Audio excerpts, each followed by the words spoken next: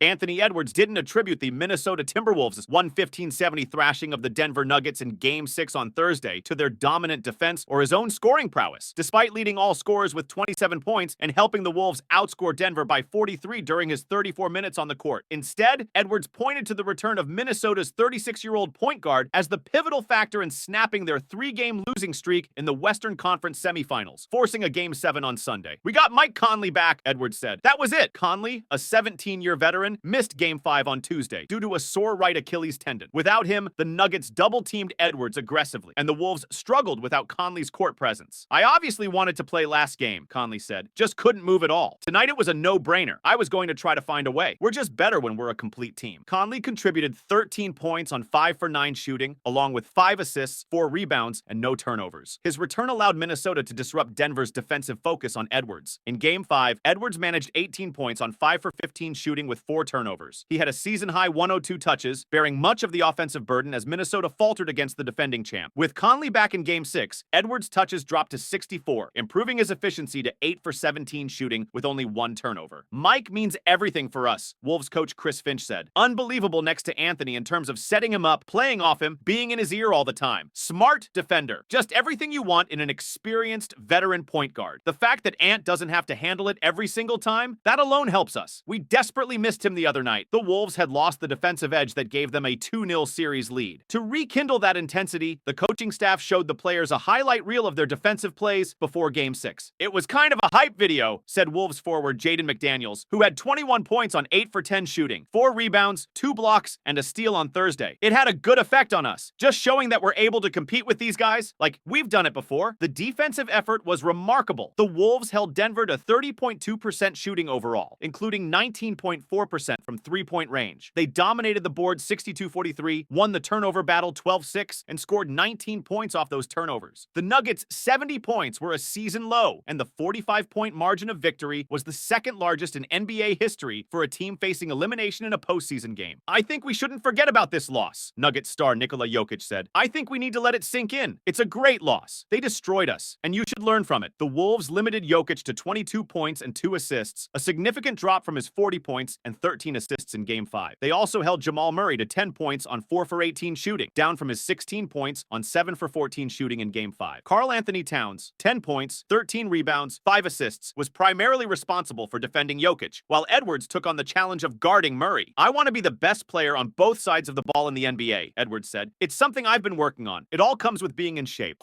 "I wasn't tired at all chasing him around and contesting all his shots. He's a great player, and I feel like I did a good job tonight." The Wolves now face a crucial Game 7 with a chance to reach the conference finals for the first time in 20 years. "They're the defending champs, so it's going to be super tough," Edwards said. "They're at home. Their fans are crazy. It's going to be super loud, but as a competitor, it's one of the best feelings in the world. I'm super pumped for it. I'm super happy. I'm ready to play it." The Nuggets are also preparing for the decisive game. "It's all about the mindset now," Murray said. "All those games we're talking about are all behind us. Now it's just Sunday. Who wins those 48 minutes and how we're going to do that."